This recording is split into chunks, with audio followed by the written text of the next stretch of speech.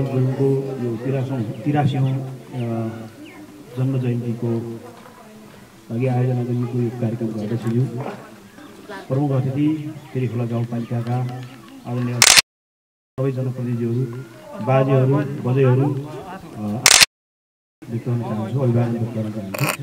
सबभन्दा पहिला त म हाम्रो तमु आदिकवि हर्कबहादुर गुरुङप्रति उच्च सम्मानका साथ श्रद्धाञ्जली अर्पण गर्न चाहन्छु। धेरै कुराहरू हाम्रो पूर्ववक्ता बहादुर सिंह सरले भनिसक्नु भएको छ।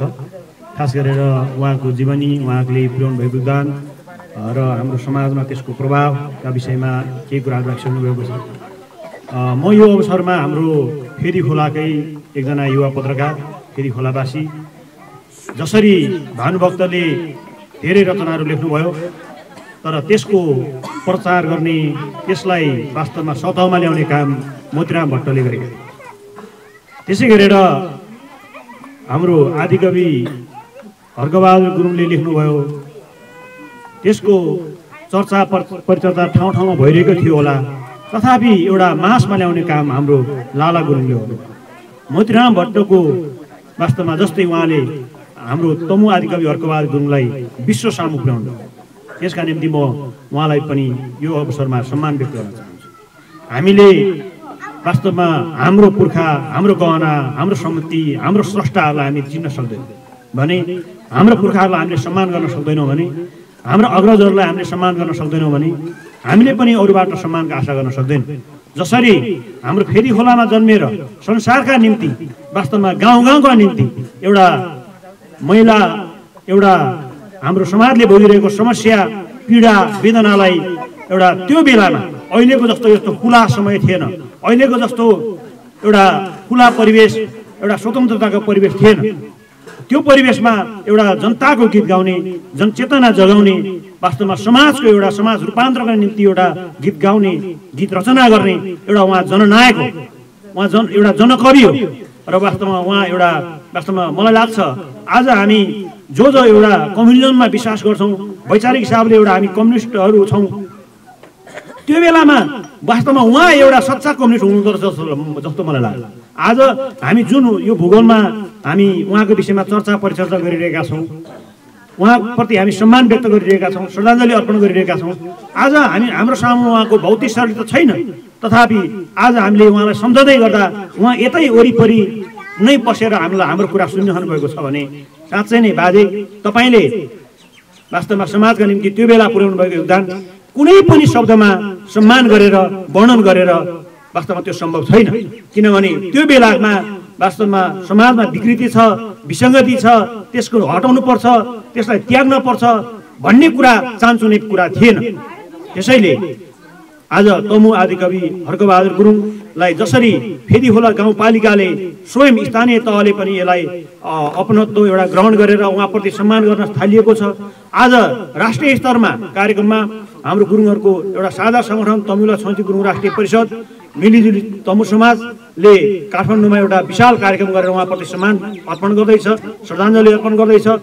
यस्तो काम जसले समाजका निम्ति, सुधारका निम्ति, समाज परिवर्तनको लागि केही न केही योगदान दिन्छ भने वास्तवमा सम्मान हुँदो रहेछ भन्ने कुरा हाम्रो पिँढीलाई पनि र आगामी आउने पिँढीलाई पनि वास्तवमा एउटा ठुलो सन्देश पनि हो भन्ने लाग्छ। र मलाई यही अवसरमा भन्न मन लागेको छ, खास गरेर उहाँले लेख्नुभएका धेरै पाण्डुलिपिहरू छन् भने अघि मलाई हामीले यहाँ हाम्रो अध्यक्षज्यूले पनि भन्दै हुनुहुन्थ्यो प्रकाशन गर्ने कि भनेर हामी नि सोचिरहेका छौँ भन्नुभएको थियो। अत्यन्तै राम्रो काम, स्रष्टाले लेखेको एउटा कृति, स्रष्टाले एउटा सिर्जना गरेको त्यत्रो महत्त्वपूर्ण दस्तावेजलाई एउटा लिपिबद्ध गरेर प्रकाशन गर्ने काम गरियो भने झन् अझ उहाँप्रतिको ठुलो उच्च सम्मान हुन्छ भन्ने हामीलाई लाग्छ। र त्यो काम गाउँपालिकाको तर्फबाट हुन सक्यो र भयो भने मलाई जहाँसम्म लाग्छ त्यसले अझ ठुलो उहाँप्रतिको सम्मान दर्शाउनेछ। र त्यसका निम्ति हामी गाउँपालिकाप्रति पनि कृतज्ञता ज्ञापन गर्न चाहन्छौँ। र आज मलाई साँच्चै भन्नुहोला नि, म पहिलो पटक यहाँ आइपुगेँ। वास्तवमा मलाई यो ठाउँ आउन मन चाहिँ धेरै पहिलादेखि नै थियो, किनभने यहाँ सालमे डाँडा जहाँ 60,000 भन्दा धेरै पुर्खाहरूको चिहान बन्दै गरेको ठाउँ, एउटा गोर्खा स्मारक पार्क बन्दै गरेको ठाउँ र त्यही छेउमै सालमे बाजेको पनि एउटा घर छ भन्ने सुनेको थिएँ। आज उहाँको घर पनि ठ्याक्कै नपुगे पनि छेउमा पुगेर हेरेँ र यहाँ बसेर उहाँप्रति श्रद्धा सुमन अर्पण गर्न पाएँ। त्यस अर्थमा पनि मलाई आफूलाई पनि आज एउटा खुसीको लागेको छ र फेरि पनि म धेरै नभनिकन हाम्रो तमु आदिकवि हर्कबहादुर गुरुङ जसले समाज रूपान्तरणका निम्ति समाज परिवर्तनका निम्ति वास्तवमा विकृति र विसङ्गतिका विरुद्धमा उहाँले त्यो बेलाको समयमा जुन खालको जागरणको गीत गाउनुभयो त्यसप्रति उहाँलाई उच्च सम्मान गर्दै म फेरि पनि उहाँप्रति श्रद्धा सुमन अर्पण गर्न चाहन्छु। धन्यवाद, नमस्कार।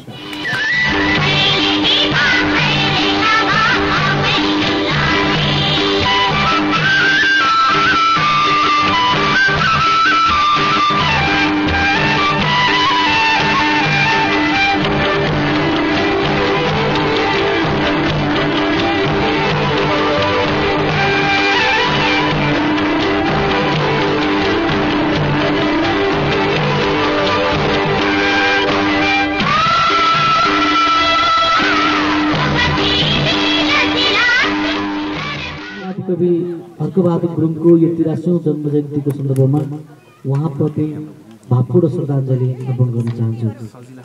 वास्तवमा अघि बहादुर सिंह दाइले धेरै कुराहरू उहाँको जीवनीको बारेमा व्याख्या गर्नुभएको छ र जीवनीलाई पढेर हामीलाई सुनाउनु पनि भयो र गत वर्षको कार्यक्रममा पनि उहाँले त्यही खालको आफ्नो मिठासपूर्ण ढङ्गले हामीलाई व्याख्या गर्नुभएको थियो। वास्तवमा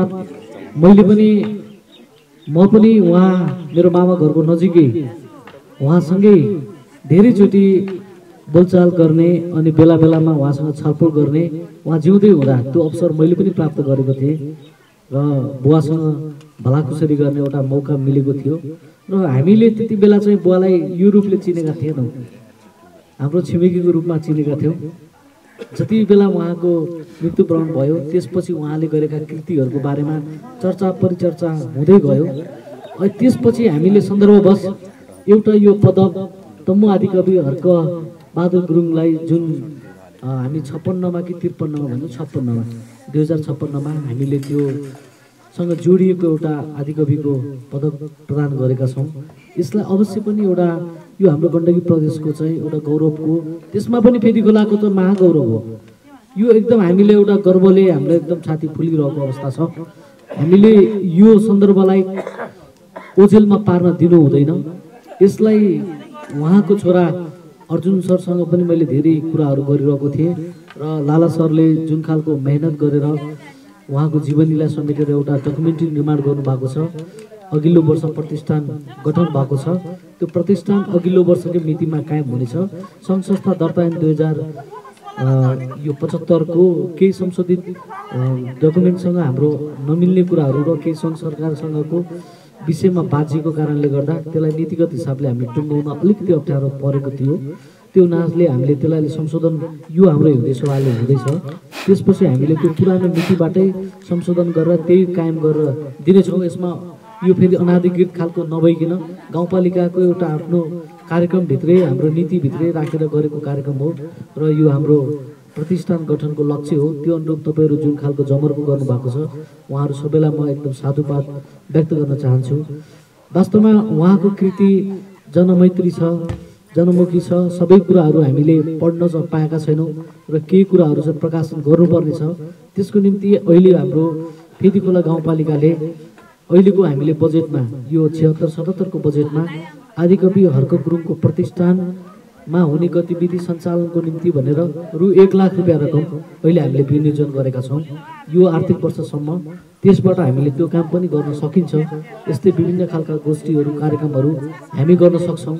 त्यसमा रकमको अभाव नहुने कुराको म तपाईँहरूलाई प्रत्याभूति गर्न चाहन्छु र गाउँपालिकाले के चाहिरहेको छ भने उहाँको कृतिलाई जति सक्दो सङ्कलन गरिदिनु होला। बहादुर सिंह दाई तपाईँ अलिकति बढी जानकार पनि हुनुहुन्छ, हाम्रो लालाजी यहाँ हुनुहुन्छ, अब उहाँसँग जोडिनु भएको हाम्रो अभिलाष यहाँ हुनुहुन्छ। उहाँहरू सबैजनाले यो चाँडोभन्दा चाँडो कलेक्सन गरौँ र प्रकाशनै गाउँपालिकाको हाम्रो आधिकारिक एउटा लोगोमै त्यो गर्न सक्यौँ भने यसले अझै हाम्रो सिङ्गो गाउँपालिकाको पनि प्लस स्थानीय सरकारले जुन अपनत्व लिइरहेको छ यसलाई धेरै हिसाबले हामीले आफ्नो एउटा गर्व गर्न लायकको आधिकारिक संस्था बन्नेछ र यो राम्रो पनि हुनेछ भन्ने कुरामा एकदम तपाईँहरूलाई विश्वस्त गर्न चाहन्छु।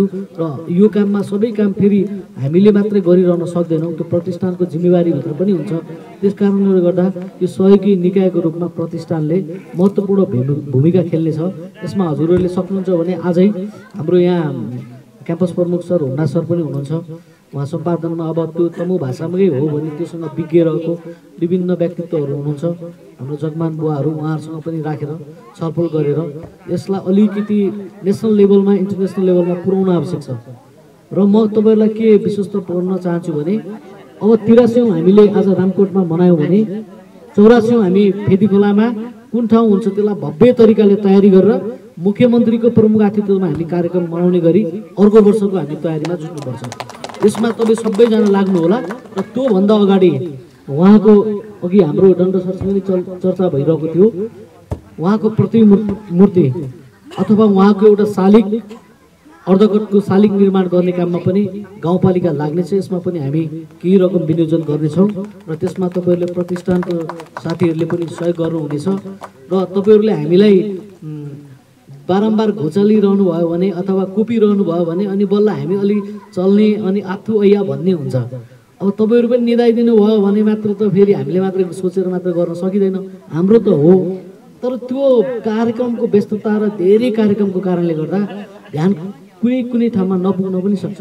त्यो हुनाले मैले यो कार्यक्रम पनि कतै हुन्न कि भन्ने चिन्ता लागिरहेको थियो र हाम्रो बहादुर सिंह दाई, टेक दाई, हाम्रो अभिलाष लालाजीहरूसँग पनि कोअर्डिनेसन गरेर उहाँ पनि काठमाडौँमा छ, तर यो हामीले गत वर्षबाट सुरुवात गऱ्यौँ, अहिले रोक्नु हुँदैन, यसलाई कन्टिन्यू गऱ्यौँ भनेर आज सन्दर्भवश हाम्रो कार्यक्रमको व्यस्तताको बावजुद पनि हामी यो कार्यक्रम यहाँ सम्पन्न गर्न गइरहेको छौँ।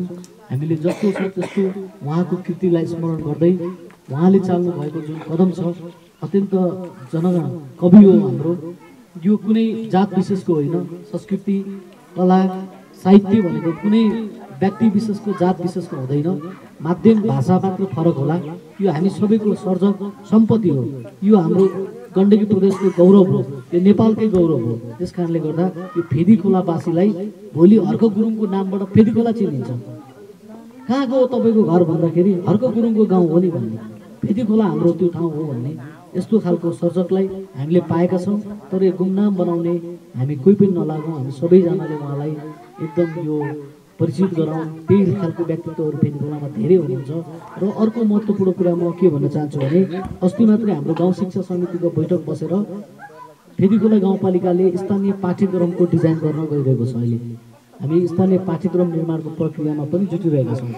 त्यसै सन्दर्भमा एउटा हामी पाठ्य पुस्तक बनाउने सन्दर्भमा हुन्छ, यहाँको स्थानीय हाम्रो धर्म संस्कृति कलामा जोडिएका व्यक्तित्वहरूको परिचय गराउने कार्यक्रम अन्तर्गत उहाँको पनि जीवनी हामीले त्यो पाठ्य पुस्तकमा समेट्नेछौँ। यो पनि हामी तपाईँहरूलाई कमिटमेन्ट गर्न चाहन्छौँ। यसलाई हुन्ना सरले पनि सहजीवन गर्नुहुनेछ र त्योसँग रहेका विज्ञ व्यक्तित्वहरू हामी पाठ्यक्रम विकास केन्द्रको धेरै मान्छेहरूसँग राखेर छलफल गरेर अन्तिम चरणसम्म हामी पाठ्य पुस्तकमा ल्याउँदा अहिलेको हाम्रो सानसाना भाइ बहिनीहरूलाई कक्षा 4 कक्षाबाटै पढ्ने आउने भाइ बहिनीहरूलाई त्यो थाहा छैन। अब हाम्रो एउटा सन्दर्भ अघि कता बताउनु भएको थियो, त्यो हाम्रो गुरुङ भाषाको चाहिँ पाठ्यक्रममा चाहिँ समावेश भएको छ। त्यसलाई नेपाली भाषामै राख्ने यहाँ त्यो खालको बाहुल्यताको हिसाबले अलिक कम भएको हुनाले हामी त्यो करिकुलममा त त्यही भाषामा त जान सक्दैनौँ। तर उहाँको भाषालाई चाहिँ नेपालीमा रूपान्तरण गरेर सबैलाई चिनाउने बुझाउने काममा चाहिँ हामी लाग्नेछौँ। यो कुरामा पनि तपाईँहरू सबैजना परिवारको अनि हाम्रो प्रतिष्ठानको अग्रज महानुभावहरूले सहयोग गरिदिनु होला। भविष्यमा चाहिँ हामीले यी कुराहरूमा एउटा लाग्ने, यसलाई निरन्तरता सँगसँगै व्यापकता बनाएर अगाडि बढ्ने कुरा र जुन खालको उहाँको यो कृति छ कृतिलाई प्रकाशन गर्दै भोलिको दिनमा पनि सबैको माझमा पुर्याउने र अवश्य पनि हामीले यसको बारेमा चर्चा परिचर्चा विभिन्न खालका साहित्यिक गोष्ठीहरूमा छलफल गराउने उहाँकै नामबाट यो कामहरूमा पनि हामी जुट्नेछौँ। र अहिले जुन कार्यक्रमको सन्दर्भमा जुटायौँ सहभागी भइदिनु भयो सबैजना, उहाँहरूप्रति गाउँपालिका एकदम हार्दिक धन्यवाद ज्ञापन गर्दै आफ्नो भनाइ यहीँ अन्त गर्न चाहन्छु। नमस्कार।